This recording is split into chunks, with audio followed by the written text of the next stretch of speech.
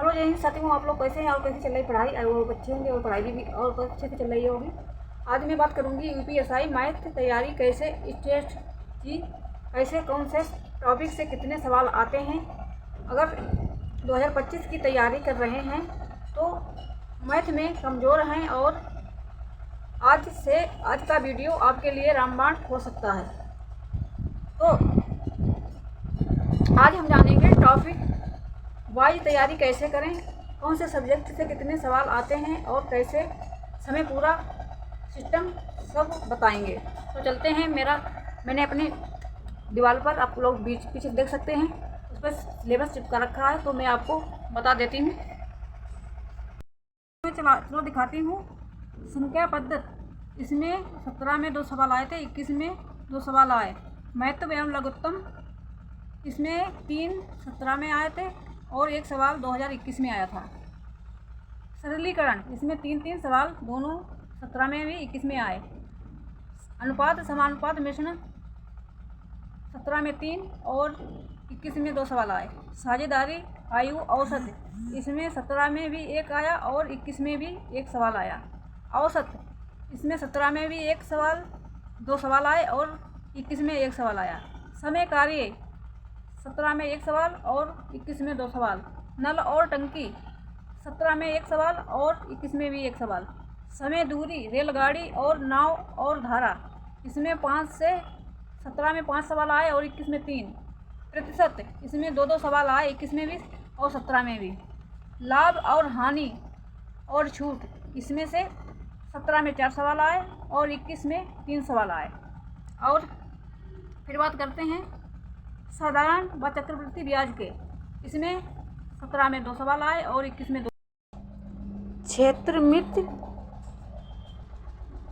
17 में 2 सवाल आए, 21 में 2 सवाल आए। बीजगणित में 1 सवाल 17 में आया और 21 में 1 भी नहीं आया। समांतर एवं गुणांतर क्षेत्रीय, इसमें 17 में कुछ भी नहीं आया, 21 में 1 सवाल आया। ज्योतिमित्र, 17 में 1 सवाल आया, 21 में कुछ नहीं आया। जैसे संख्यिकी में क्रमिकता में 1 सवाल 17 में आया, 21 में नहीं आया। क्रमचय और संचय में 1 सवाल 21 में आया और 21 में नहीं आया। सारणी और ग्राफ, 3 सवाल आए। गणितीय और विश्लेषण कार्यविधि में 1 सवाल 17 में आया और 21 में नहीं आया।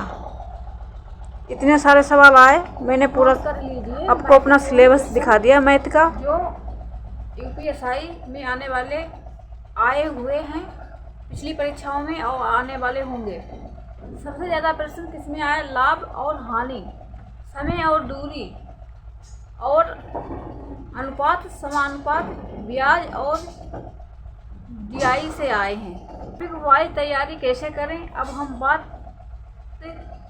करेंगे हर टॉपिक को ट्रिक से कैसे याद करें। तो सबसे पहले संख्या पद्धति और बहुपद, हर रोज 2 से 3 प्रश्न हल करें।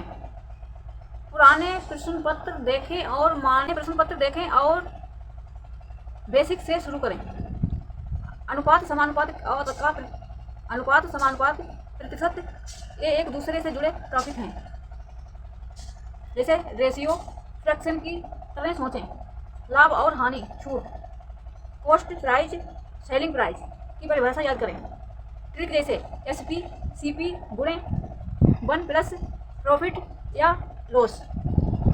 और औसत और समय दूरी, औसत योग प्लस संख्या याद रखें। स्पीड, जैसे स्पीड, डिस्टेंस, टाइम का खूब अभ्यास करें।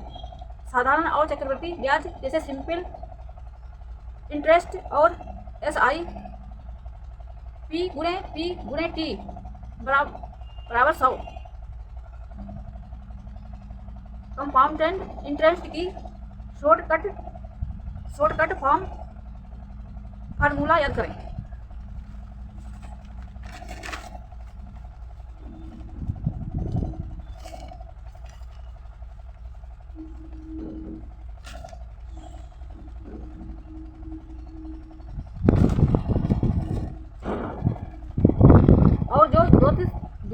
और क्षेत्र में फार्मूला बाय हार्ट करें। जैसे सर्किल, स्कोर, ट्रायंगल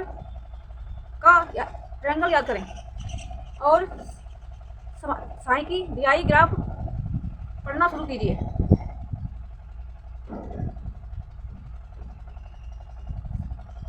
सांख्यिकी DI, जैसे सांख्यिकी से बोलते हैं DI का ग्राफ पढ़ना सीखिए। रेशियो और परसेंटेज जैसे लिंक करें। बात करूंगी डेली रूटीन, जैसे सुबह 1 घंटा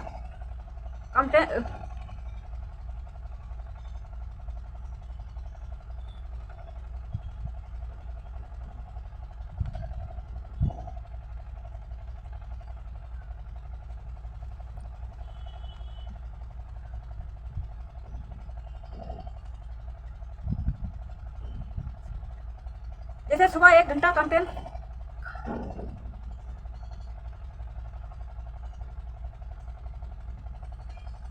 जैसे सुबह 1 घंटा चैप्टर थ्योरी नोट्स बनाएं। दोपहर 1 घंटा रिवाइज प्रीवियस, जैसे पिछली जो परीक्षा में आए हुए वो पेपर उठाएं और रिवीजन करें। सप्ताह में 1 दिन रिवीजन करें और टेस्ट देना जरूरी है। प्रैक्टिस जितनी ज़्यादा होगी स्पीड उतनी बढ़ेगी। अगर देखो भाई, सपना बड़ा है तो मेहनत भी बड़ी करनी होगी। 8 से 10 घंटे पढ़ाई करनी पड़ेगी। ये पूरा वीडियो ध्यान से देखना कि जो अब UPSI मैथ से डरने की कोई ज़रूरत नहीं। बस रूटीन बनाइए, स्ट्रेटजी अपनाइए और मेहनत करते रहिए।